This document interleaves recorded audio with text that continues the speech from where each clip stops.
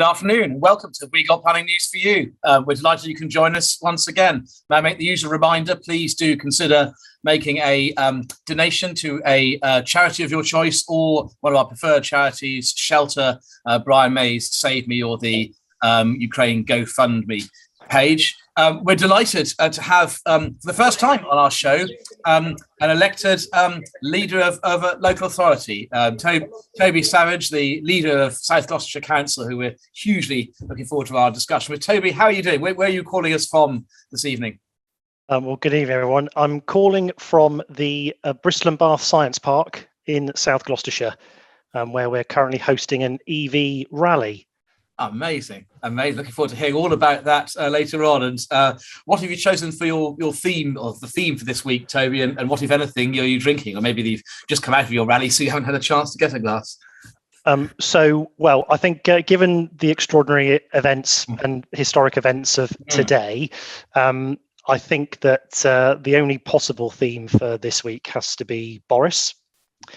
And I suppose sort of my sort of specific prop to use for this evening is don't know if you can see that it is the Stand with Ukraine postcard, because I think quite understandably the departure of this Prime Minister will be remembered for a number of notable reasons that have led to it, Partygate, and then most recently the issues around Chris Pincher. But I think it's also important just to recognise the other achievements in office, and I think actually the role that the UK has played, the world-leading role that we have played to support Ukraine, whether that is through supporting their armed forces, providing aid, and then providing sanctuary in this country through the Homes for Ukraine scheme. I think actually there's a lot to be proud of that our country has contributed to in Ukraine, and that actually Ukrainians themselves hold the UK up as being their top ally.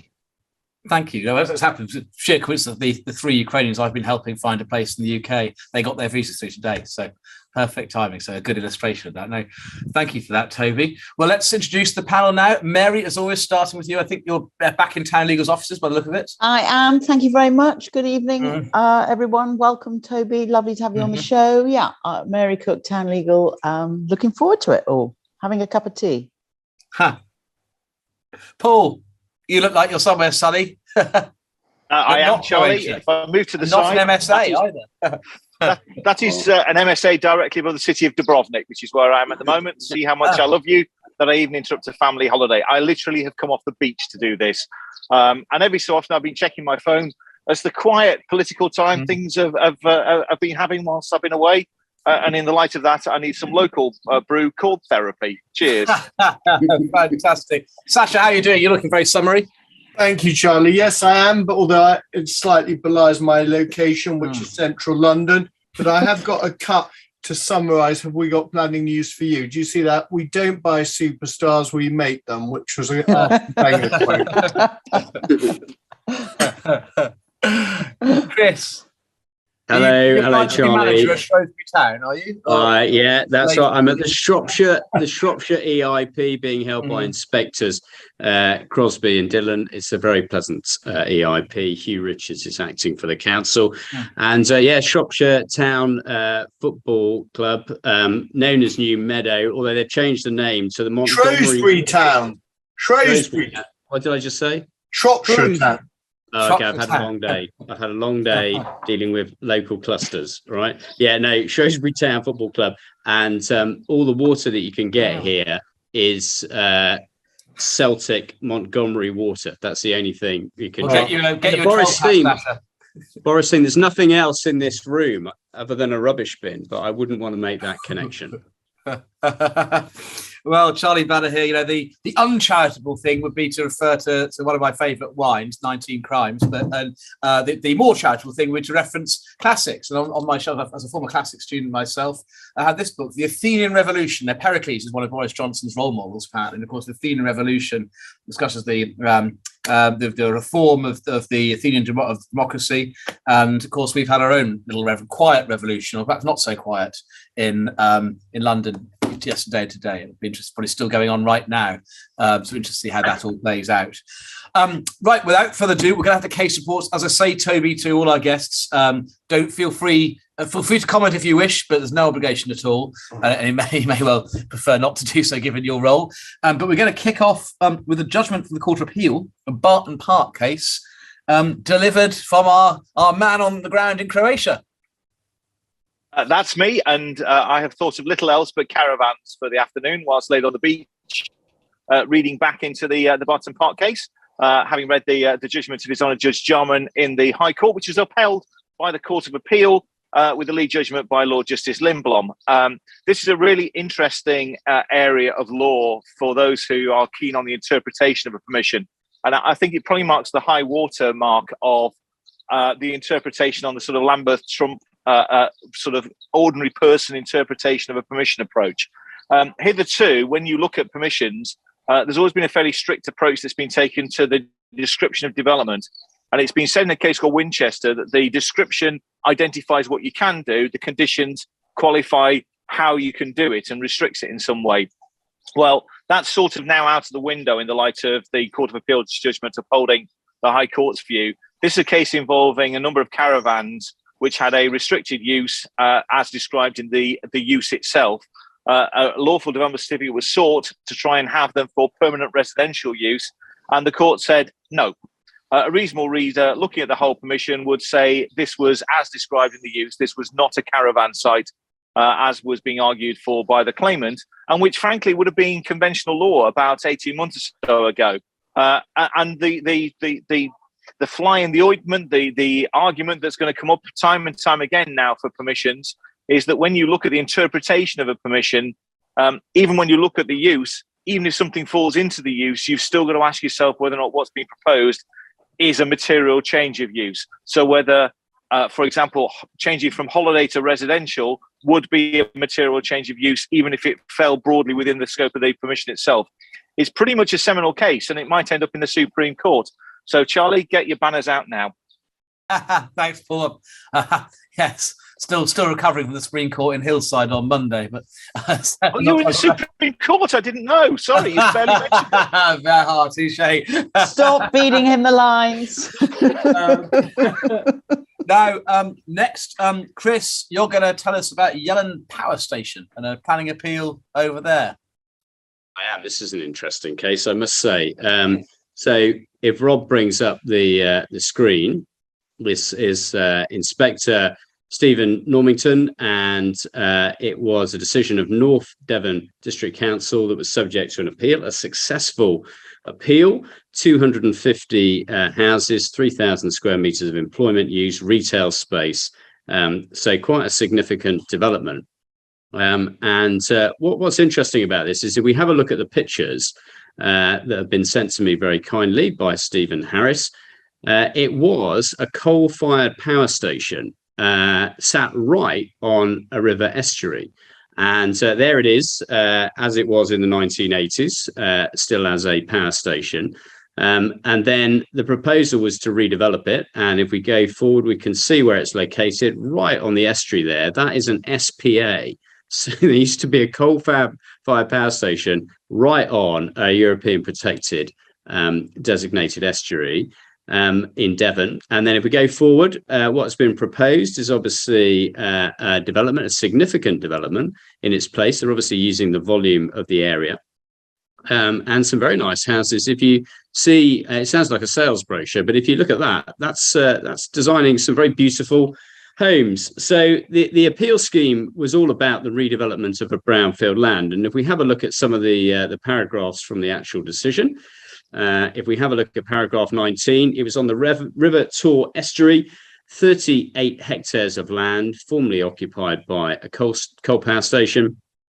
and it was capped with former ash beds and partially regenerated.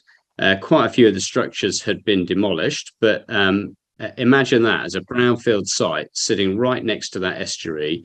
If we go forward to the next paragraph, we can see that there was, when the power station finished, there was no significant remediation or reclamation. And so the site was contaminated with hydrocarbons, heavy metals, and asbestos, and encapsulated in a buried contained cell within the site. So the opportunity to redevelop this, I would have thought, was entirely obvious as a previously developed site. It just obviously had to be done the right way. We go to the next paragraph, it had continued to be used, and we can see there that it was still a substantial electricity substation, and we can see that there were footpath and cycle routes passing the site along the Tarka Trail, and the whole proposal was effectively a complete and comprehensive redevelopment. And they were successful in this appeal. If we just go forward, we can see the proximity. It was the Torridge Estuary Site of Special Scientific Interest, the Broughton Burrows Special Conservation Area, so SSIs, and then Zone of Influence, the buffer zone of a UNESCO Biosphere Reserve, and within the setting of the North Devon Coast Area of Outstanding Natural Beauty. Now, that is layered with protection, isn't it? But as a brownfield site, it was considered suitable for redevelopment. The big issue was really what was the impact of the proposal, up to 5-story residential development. And so there was landscape and visual impact assessment of this. And if we just go to the next paragraph, we can see the approach that the inspector took was he took into account the findings of the LVIA. Remember, we were discussing that a fortnight ago. Inspector found that very helpful, and the council's landscape and countryside officer had considered that the LVIA was a reasonably objective assessment of the likely visual landscape and visual effects. And then the magnitude of change was considered. There was some disagreement about that, but a significant amount of agreement through the structure of the LVIA. So this is an example of an LVIA doing its job and a huge amount of agreement between the parties, just some disagreement over the final conclusions. And the inspector allowed the appeal. I'm not surprised, to be honest. The potential to get rid of all of that contamination when it's sat right next to the estuary, I think, is inevitable. And finally, then we've got the team who was successful in this appeal. Vincent Fraser from Paul's Chambers, and he was instructed by Stephen Harris, as I mentioned, and Wendy Lancaster, who's one of our viewers, was the landscape and visual impact assessment witness. Well done to them, and a not unsurprising decision, I would suggest. Chris, and now Mary, you're going to take us to Evesham and a case about viability. Indeed, this is an appeal by Churchill Retirement Living. It was an appeal against non-determination, but by the time they got to the inquiry, there really was only one issue. And as you say, it was about viability. And the nub of it was an issue around build costs. And the planning practice guidance advocates the use of, and this is the important word, appropriate build costs data, including that derived from the Building Costs Information Services. BICS, which both parties used, and one council witness used a subcategory of 3 to 5 story developments, but developments relating to general housing, whereas Three Dragons had produced a paper which articulated the clear differences between general housing and retirement living. Remember, retirement living often has communal facilities, for example, which plainly general housing doesn't.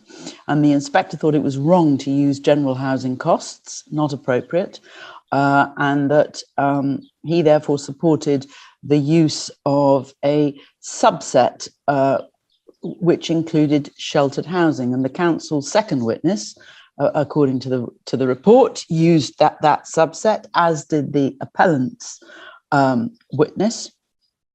But then the debate was whether you should be using a general subset for 3-story buildings, because the proposal was for a 3-story block, and the inspector was with the council on this and thought that that was the right subset to use.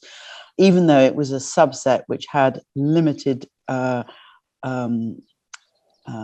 number of buildings that informed the subset, the sample size was small. And in a nutshell, on that second issue, because the appellant was using a general subset of sheltered housing because that had a much bigger sample size, the inspector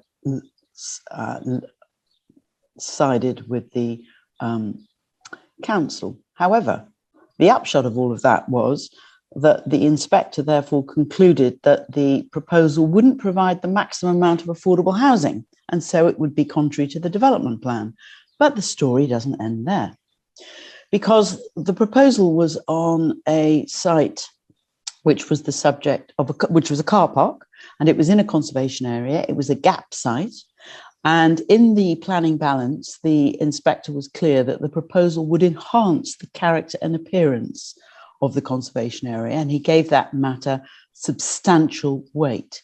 He also gave substantial weight to the provision of retirement housing, notwithstanding the fact that Wychavon, it was agreed, had a 5-year housing land supply. And he gave the use of the previously developed land plus the economic boost to the local economy moderate weight. He, in terms of mental and physical health, he gave the proposal very significant weight because of the positive benefits for the residents. And he gave the release of general housing moderate weight. So all of those benefits, he was very clear, outweighed the conflict with the development plan and amounted to a material consideration which indicated otherwise. And so the appellant, led by our esteemed colleague here, the lovely Sasha, was successful. So moral of the story, keep your use of the BCIS to the appropriate category. Thanks, Mary. All noted. And talking of whom, Sasha, you're going to tell us about the rather interesting Custom House appeal decision that was issued a few days ago. I am. And I just, as an aside, that Mary, just in relation to that, as I understand it from the census in 2021, the need for elderly accommodation has only grown. So watch this space for all of those of us, which I think it is all of us, who do work for providers in that sector. Anyway, let me move on. Let me take you back to history, and I'm dealing with the Custom House appeal, and this is a really seminal decision for the reuse of Grade 1 listed buildings. I mean, a major site, obviously by the river in the City of London, and this was a building, interestingly, we used to be occupied by HMRC, so they've sent out a lot of very angry letters over many years.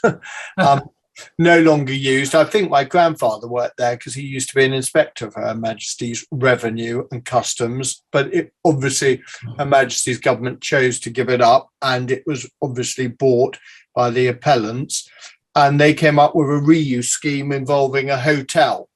And you can imagine, obviously, the location on Lower Thames Street would be a pretty good location for a hotel. Now, Paul Griffiths had to deal with turning an office use. As we can see from office to hotel, the proposal involved many works. And the key question was, what was the effect, as always, of those works on a Grade 1 listed building and its significance? And I think this is a very, very good example of the weighing between the internal balance in a heritage case, i.e., whether the works proposed and the works of improvement in heritage terms outweighed the harm in heritage terms, and what Paul Griffiths termed the external balance, which was in the light of the finding that the internal balance was against the proposal, i.e. there would be more harm than benefit in terms of the works proposed to the heritage asset, whether under 202, paragraph 202 of the MPPF, those works and the harm, the less than substantial harm, would be outweighed by the public benefits. And I think it's pretty interesting in that this case, as you can imagine, public benefits for hotel were very, very extensive, 169 jobs per annum for at least the construction jobs, 169 jobs per annum for at least 3 years, and the hotel and associated facilities were predicted to create 300 jobs. So the economic benefits were very, very significant. And also the inspector liked the public space proposed. Indeed, he said it would be a wonderful facility for Londoners. But overall, he took the view that the harm caused to the significance of the building would be too great and the impacts would be severe. And so overall, he concluded that the permission should be refused, both the planning permission and the listed building consent. So I think that's it's a really interesting wrestling with the old classic balance between potential optimum viable use, which was the conclusion as well of the inspector, but overall the harm outweighed those potential benefits. Thank you, Charlie. Thanks, Sasha. Really interesting case, that, and a fascinating site. We'll just see what happens next on that one. Great. Well, let's then move to Toby, and welcome once again, Toby. I see now that we can see the centre where you're at. Tell us first of all, Toby, a little bit about your background. What led you into local government politics in the first instance? What really inspired you into that? What were you doing beforehand? Well, so Charlie, before I answer, I'm conscious I didn't share my drink this evening. So I wanted to share that it is a brand of water called Hayat.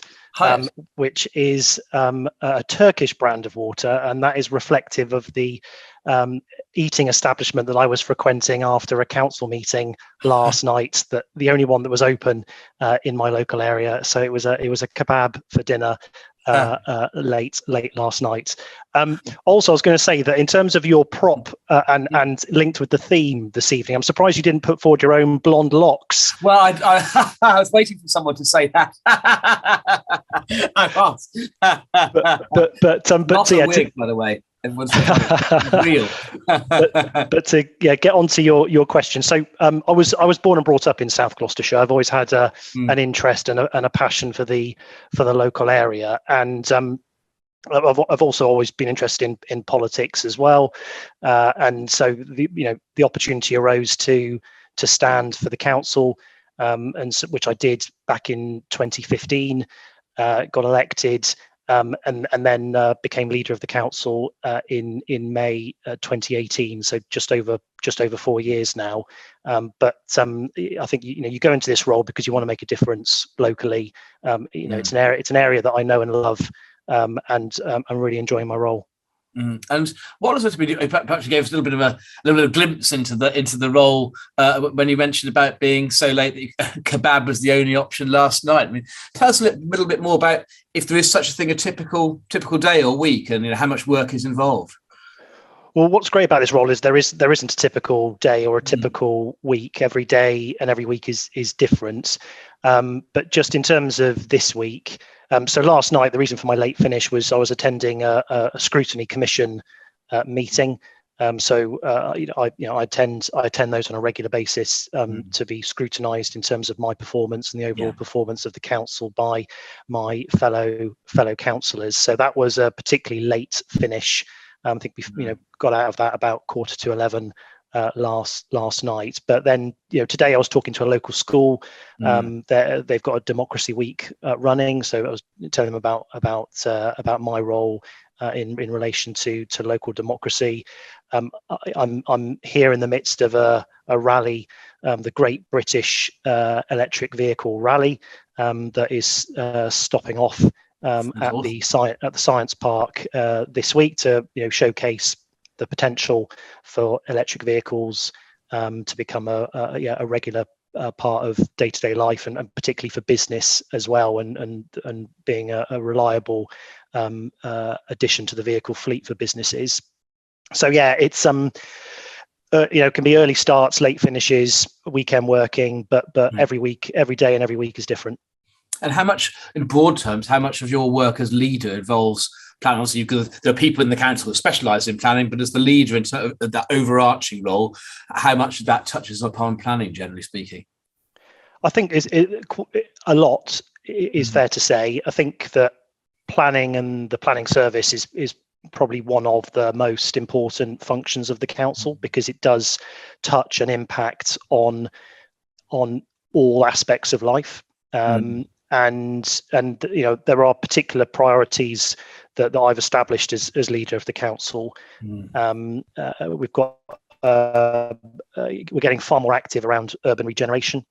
So our growth as a district over many years now. So we have been and continue to be one of the fastest growing areas outside of London. It's fair to say though that growth has largely been a sort of endless greenfield or greenbelt urban extensions, and that has come at the cost of our established communities that would benefit from the investment that comes from new development, but which for a number of reasons has proved tricky to get off the ground. So as a council, we're being far more active in that space, not simply relying on our local planning authority functions, but we are active in acquiring land. So we're able to sort of pull that lever and to access infrastructure funding that that's held within the wider public sector, Homes England, or our combined authority regionally. So yeah, it's planning's a big part of the role, but of course I don't sit on a planning committee, so I'm not actually making the development management decisions. And it's quite a very varied area, actually, isn't it, South? I mean, we obviously, as people who do a lot of planning inquiries, tend to focus on the housing aspects of what's going on in a particular local authority, because that tends to be the area where we're most occupied. But can you give us a little pen portrait of some of the other issues that may be of interest to our sort of planning focused viewers? Some of the other issues that are going on in South Gloucestershire at the moment. So local councils are really complex organisations.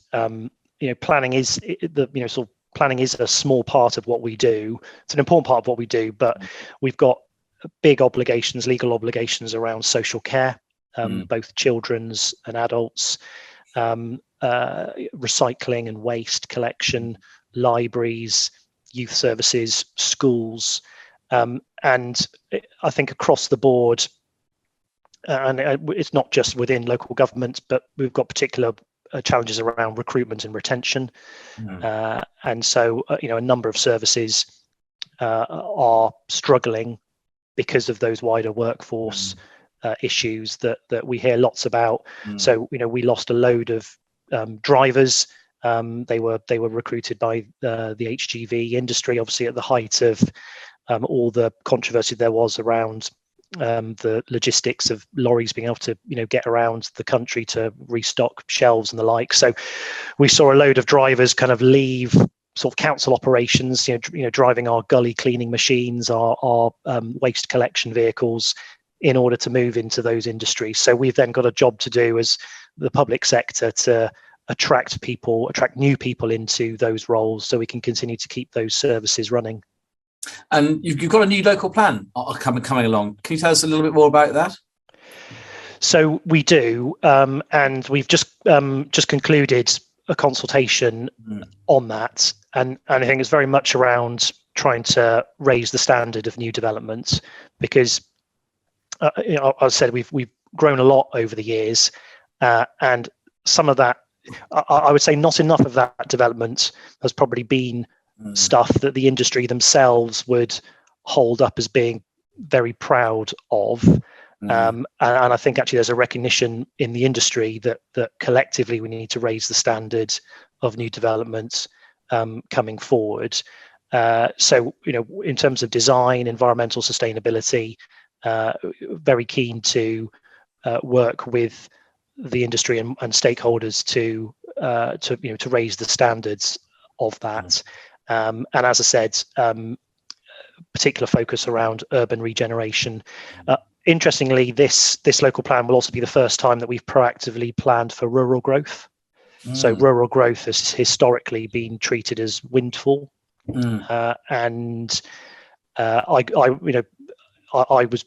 grew up in a village washed over by the green belt, and sort of aware of the challenges that face rural communities. And so we are taking a proactive approach to work with every one of our rural communities around what is the appropriate approach to growth there, given the wider benefits to sustainability of local services that is important to those areas. That's really interesting. We all, maybe one of the members of the audience questions, which I do encourage, by the way, might come back to that, because it's quite the typical approach of old style local plans is to really sort of, apart from the areas of countryside which are allocated for development, sort of draw a line around the rest of the countryside. And as you say, that has implications in terms of the vitality and viability of some of those communities. Affordable housing. South Gloucestershire's got a relatively impressive record in relation to delivering affordable housing, which is for all the well-documented reasons, not something which many authorities can claim to. Tell us a bit more about how you've been doing in relation to affordable housing, and what, if any, sort of lessons have you learned about how to facilitate uplifted delivery? So before I come on to affordable housing specifically, in terms of our overall housing delivery, last year up to March 22, we actually had our highest level of completions ever in South Gloucestershire, which was running at just above 1,600 homes. So that was the highest level since the council came into being. And in that past year, 560 of those have been affordable.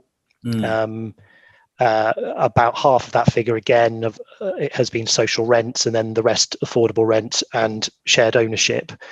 Now, it's fair to say that it's taken some time to get up to that rate of delivery, and I think we had an issue some years ago where, as far as we were concerned as the council, and actually, so our local plan actually was adopted before I even became a councillor. But as part of that local plan, had allocated a number of very large strategic sites that were complex in bringing forward. So we had a period where we were unable to demonstrate a 5-year land supply. But now those big sites are really starting to motor. They are now starting to deliver, and that is contributing towards those impressive rates of delivery. So we actually, last year, we delivered 40% of all affordable homes in the West of England region. And for those not familiar with the West of England region, as well as that being South Gloucestershire, it's also Bristol, Bath and North East Somerset and North Somerset. What about, you mentioned the other authorities? As you know, the duty to cooperate, much maligned but also much relied upon, is going to likely to be abolished under the Levelling Up Bill. From your perspective, Toby, as a political leader that has to cooperate as a matter of practice with other local authorities you described, has the duty to cooperate been of any use? Has it worked? Has it been a hindrance? Are you sad to see it go? I've got no particular views on the duty to cooperate. It was never something that particularly came onto my radar. I would say just generally with duties and sort of passing laws and the like, that they'll only do so much if the culture and the leadership don't similarly change. Now, actually, within the West of England region, there has been a long history of cooperation between the councils. So although I've got a different political persuasion to my neighbour in Bristol and my neighbour in Bath, actually we've got really strong relationships at a political level, recognising that normal people don't recognise where the council boundaries are. They don't live their lives by council boundaries. So how people get around the region, where people work, where people live, how they get around to access education, leisure, employment. We have to, we've got to work across that regional footprint. So I think duties will always have limitations if actually the culture, the leadership, the relationships are weak in the first place. That's really, really interesting. And on a sort of similar vein, really, in terms of sort of leadership, it's a common theme of this, I suppose, and relationships, etc. What do you think are the most effective ways of persuading local communities to embrace new development to meet needs? And as a politician, somebody ultimately engaged in the art of political persuasion, how do you get local communities on board to reconcile the fact that there might have to be some needed development in their area? I think it's about getting in early with the conversations, and how you introduce the idea of the principle of new development in a particular community, and that is an investment that has to be made, and yes, there's a role for the council to be facilitating that sort of discussion through our plan making processes, but I think there's also an obligation on the industry to start those conversations early and to properly resource them, and not to see communication as something as a budget to trim when considering the technical work that's needed around highways, ecology, and the like. I think it needs to be seen as an equal importance as you're looking to progress a planning proposal, and I think it's about actually the product that you're seeking to introduce in that particular area, and actually how sympathetic is it, how have you taken on board local vernaculars and the like, how are you looking to raise the standard, because if you are a particular developer who perhaps already has a track record in the local area, perhaps stretching back many years, if you do live in a particular community and you're suddenly aware that developer A wants to build something, you're naturally going to look at what they've previously built, and again, I'm not sure that there probably aren't as many developers as we would like who would say honestly that they are proud now, looking back on some of the things that they have built in that local area, and so it's very, that is obviously very difficult when you're trying to win over hearts and minds of new development. And I think it's also about keeping that conversation going. So I notice those developers who only want to talk to me when they've got a planning application to submit. I also notice those developers that will, after the scheme has been, as they're building it, inviting me to come and look at a live construction site, meet the apprentices, to actually be able to show, well, hang on, this is what we promised when we were going through the application process, and here's what we've actually delivered. I don't see enough of that conversation continuing. I see the conversation stopping and starting every time they want something from the council. Do you think that do you detect any sort of shift in direction from the big PLC house builders in light of the Building Beautiful agenda? Are they starting to up their game? Do you get that impression? I do get that impression. It probably isn't moving as quickly as I would like, and I think that the SME house builders are leading the way in driving up standards. We've got a number of small developers within South Gloucestershire that are building EPC A+ rated homes. They're already at net zero. I appreciate there's a debate about how you define net zero, but in terms of how they're choosing to define it, it seems a reasonable way to do so. And I think the big PLCs have got to catch up.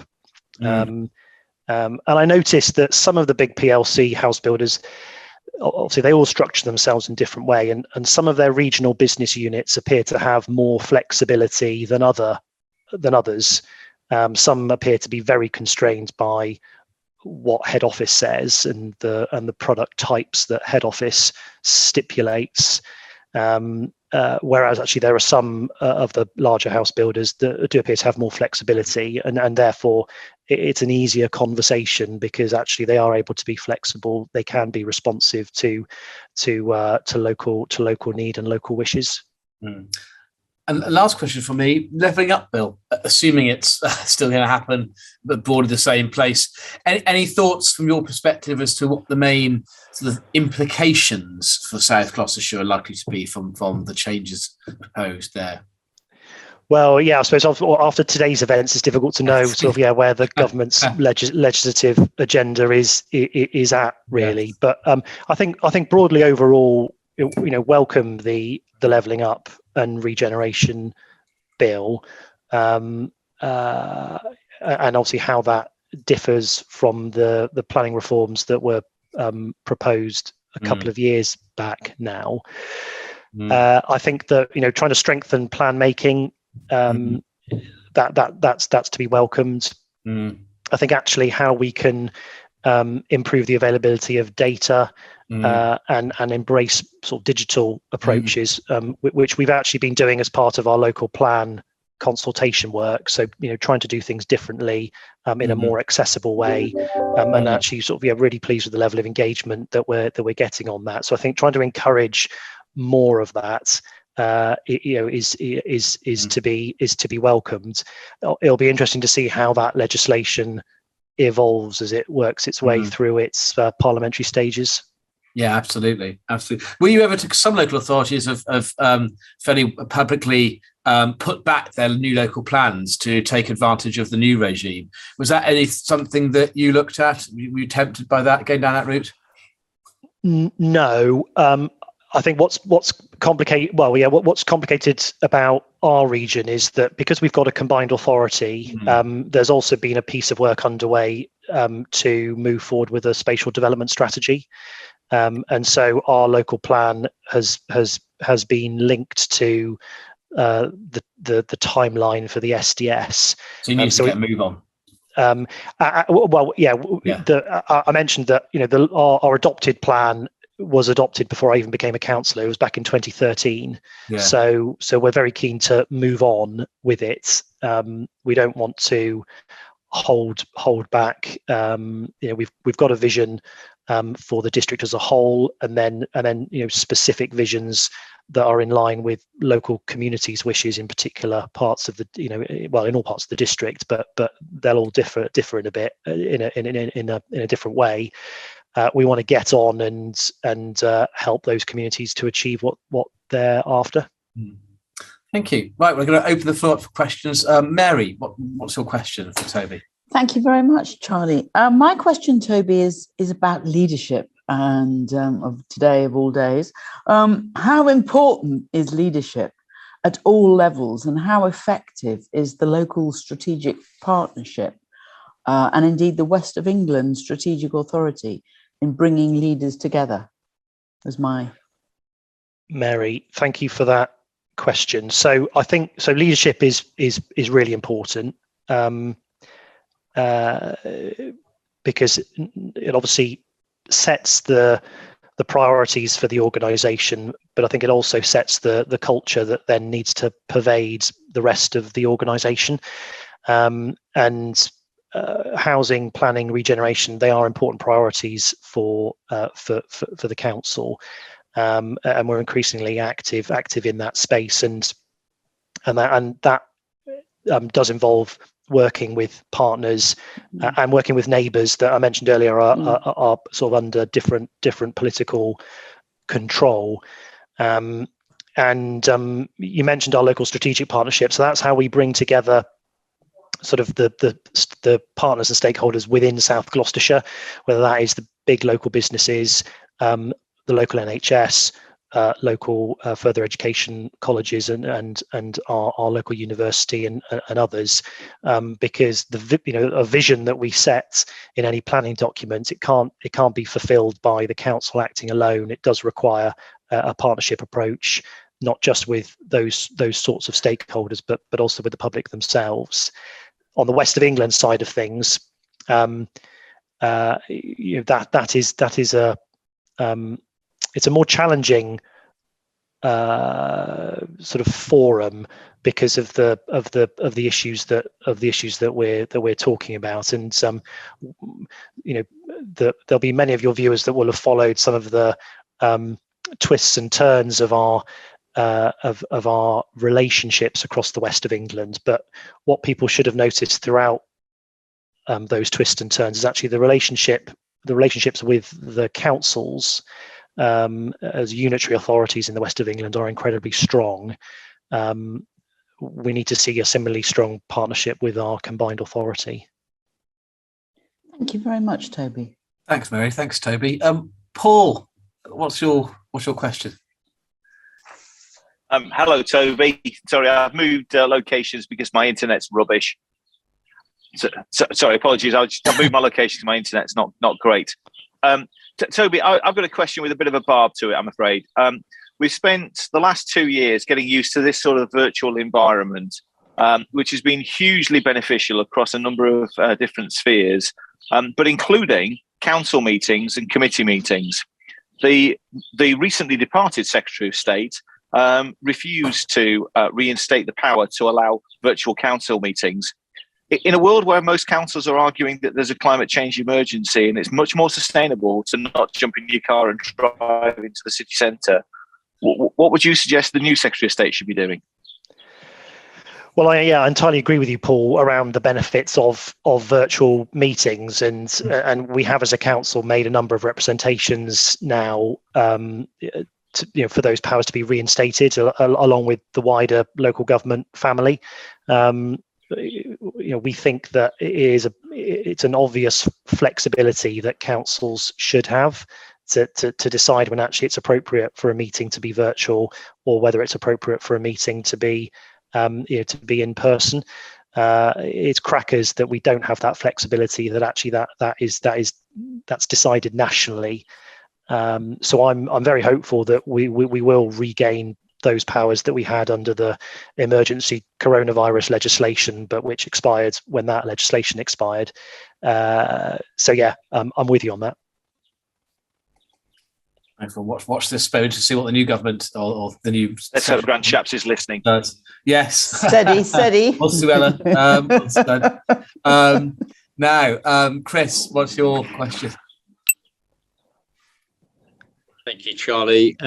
Toby, hello. Very, very impressive, that affordable housing delivery. I know all of your big sites in South Gloucestershire, and that's really good to see. And I know some of them are greenfield sites, and that is testament to the fact that greenfield sites do deliver a lot of affordable housing. So congratulations. I mean, that is a serious amount of affordable housing you're delivering.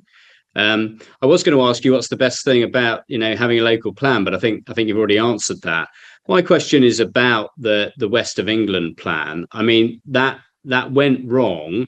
There are other spatial plans being tried right now, including in Greater Manchester, as many of us know. What do you think went wrong with the West of England plan? Why didn't it progress? Because it was trying to do a sub-regional plan. What went wrong? So at its most basic, there just wasn't the collaboration with the unitary authorities that there needed to be, recognising that we are the local planning authorities. It was a document that was developed amongst a very, very closed circle of individuals sat within the combined authority, and very little genuine collaboration and engagement with the councils. We had an infamous letter. I say infamous, obviously infamous internally to us, back in February, because we had written a number of there was regular exchanges of correspondence around, actually, we haven't seen this yet. We kind of need to see it. You're saying this. What's your evidence behind saying that? And we had a letter back in February saying that we haven't got time to answer your questions. We're going to move forward and bring the document to a committee meeting. And so just nobody, so, forget the politics of it, but just from an officer perspective, I was being advised that you can't possibly vote for this because, well, none of us know what it's about. So actually, it was really basic what went wrong. There was a cultural attitude within the combined authority that just viewed it as their documents, and they would bring it forward in whichever way they saw fit. Yeah, and that was at officer level, or largely officer level, or was member involvement in that? It was both, but I think that we talk about leadership and culture, and obviously that does come from the top. Again, for those familiar with the twists and turns of sort of West of England's politics, is that this isn't the only issue where there's three local authorities under three different types of political control. We've all been saying the same thing, that there simply isn't enough collaboration and involvement on the strategic challenges that the region faces. Okay, really, really interesting. Thank you. Thanks, Chris. And Toby, thank you. I mean, I think the pervading theme I take from this discussion is the importance of leadership, true leadership, and what you said about the personalities and the cultures of political leaders. I mean, it's probably fair to say a lot of the time, local government politicians get a bit of a bad rap from people in our sector and our viewers. And I think in some cases, in many cases, perhaps unjustifiably so. I mean, you've really shown us the extent of dedication. You hope you don't have to live off kebabs every night, but there's nothing wrong with a good doner. There's nothing like that's exactly. Not every night. Not every night. No, that's not really healthy planning, is it? That is not healthy planning. But it's it's really impressive. Really impressive. So, could I also just make a point, Charlie, as well, just around actually that a lot of what we do as a council wouldn't be possible without the officers that support us, and not just the officers within the planning service, but the other disciplines within the council as well. I think that actually, we're delivering a really exciting agenda in South Gloucestershire, and that does boil down to the talent and dedication of officers that can similarly get a bad rap, can get a bad rep. But I take my hat off to them for what they've been able to do, and we'll continue to be incredibly reliant on their efforts moving forward. Toby, can I just ask you, one of the things that strikes me about you is how young you are to be in such a position. And what I would be interested in is, what advice would you give young people in the audience in terms of how they could get into local politics? Because I personally would love to see more, the younger generation involved in politics. And what advice would you give to someone? By the way, Mary, keep it up, because I'm fairly sure Toby's about the same age of me, because we have a mutual friend that I went to school with. So keep it up. We're going to play that back again on repeat. As long as you don't come to my age, I'll be fine. But, so Toby, what advice would you give a 20-something-year-old thinking about entering local politics? Well, so I think speak to your local councillor or your local council leader. I was very lucky that in the village that I grew up, and actually, he continues to serve on the council, an incredibly diligent, committed local councillor who very approachable, and that was very much my way in to understanding more about local politics and the workings of the council. So as your local democratic representative, they are your first point of call, and they can give you advice on that, and help you to form a view as to whether actually it's something you want to pursue or not. But I've been really determined as council leader to make sure that the councillors that we've got are truly representative of the entire area. And I'm very proud that my group, and not wishing to make a political points, but actually in terms of our ages, in terms of those of us who have got young families, I've got a 16-month-old. We've introduced a parental leave policy at the council for other councillors who are having families.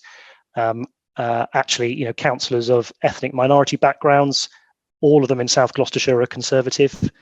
We are trying very hard to have a council and have a crop of councillors that are truly representative of the community. Thank you very much, Toby. Before we let you go, Toby, I've managed to achieve the unachievable, because Sasha White QC is one of the most unforgettable people on the planet, and I've forgotten him. So, Sasha, please do ask your question. Thank you. Can I ask two questions, Toby? First of all, I'm not asking who you want, but come on, give us a sense. Who do you think is going to be the Tory leader? I'm not asking you who you want for obvious reasons, but who do you think? So I think probably will be the most striking feature of this Conservative Party leadership will be the range of candidates from an ethnic minority background. unheard of in British politics up until now. So I think Rishi Sunak is still one to watch. We've got Nadeem Zahari. We've also got Penny Mordaunt, who I think is probably the most interesting potential female leadership candidate that people in the party know of and find very impressive. But I think the country at large are yet to see her. And we've got obviously Liz Truss as well. So actually, and of course, actually, sort of the local boy to South Gloucestershire that I've scandalously forgotten is Sajid Javid. I think there are going to be some really interesting people come forward, and it's going to be a really interesting and engaging leadership contest. And I'm very pleased that I've got a vote in that. Thank you very much. Thank you. Thanks, Sasha. Sorry again. Well, Toby, so thank you once more. It was very, very, very good of you to spare us the time in your extremely busy schedule. We wish you all the very best. Apologies in advance from all of us if we have the misfortune to be hired to do an inquiry on your turf. If it's Chris, we'll all come and wrap him up in cotton wool for you. Chris is already well known to us. Yes, exactly. I did one a long time ago, as you know, but I haven't had the misfortune to do anything since then. So hopefully we will leave your good district alone. Now, Toby, which is you mentioned your village. Which is your village? Ulverston. Okay, yeah, very nice. Got nothing planned there just at the moment. Just at the moment. and in a couple of weeks' time, we've got Matt Spry from Lichfield who's going to talk to us about the census material that's been published recently, Matthew being the guru of all things demographics. So we're really looking forward to that on the 21st of July. These pauses, yes, I haven't got that one wrong. That's a first for me. I always get the dates wrong. In the meantime, enjoy the forthcoming weekend, the rest of the sunshine. Fingers crossed for good result at Wimbledon on the weekend. And once again, Toby, thank you very much indeed, and keep enjoying the kebabs. Thanks all. Cheers. Thank you very much. Bye-bye, everybody. Bye.